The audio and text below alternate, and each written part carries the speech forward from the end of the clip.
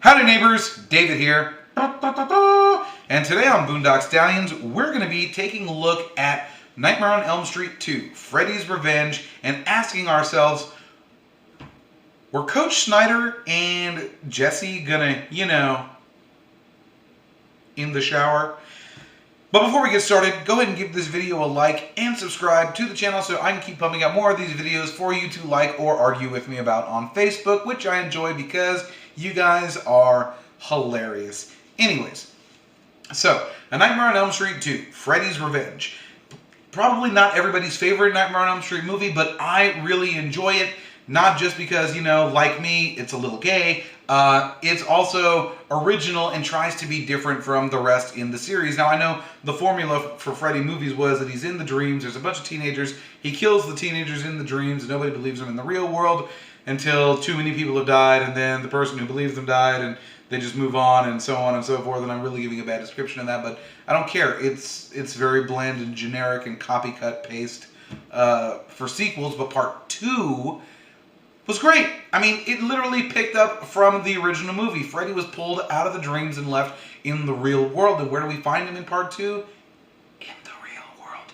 Now, I know it's a Nightmare on Elm Street, but I mean, to be fair, you could take a little bit of poetic license with the word nightmare and just assume that he is a nightmare. But the big overall question I have was about Jesse and Coach Schneider. From what we know about Coach Schneider, Jesse's friend tells him in gym class while they're doing push-ups that the coach has a thing for pretty boys, so we understand that the coach is gay. And later on, Jesse is at a leather bar and runs into his coach wearing leather, and I'm pretty sure assless chaps. And I'm saying assless chaps because I couldn't see them, but I'm pretty sure they were assless chaps. Hashtag assless chaps.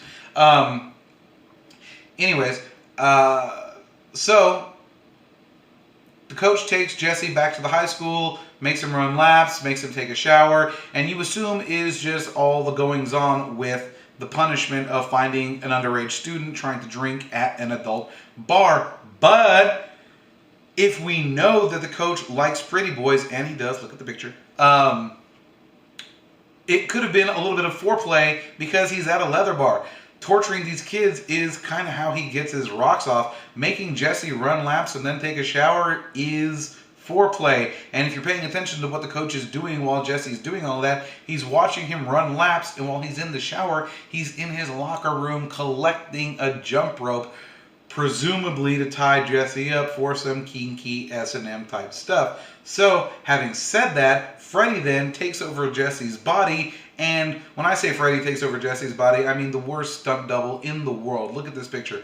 Look at this picture. That is so not Robert Englund. It's ridiculous. That is just awful, awful, awful stunt doubling. Anywho, stunt double Freddy kills the coach in the shower and ties him up with the jump ropes that he was going to use to tie up Jesse, which leads me to believe that Jesse might not have even known that the coach was planning on backdooring him. It could have been, non-consensual. I was looking for a word there. I couldn't find one.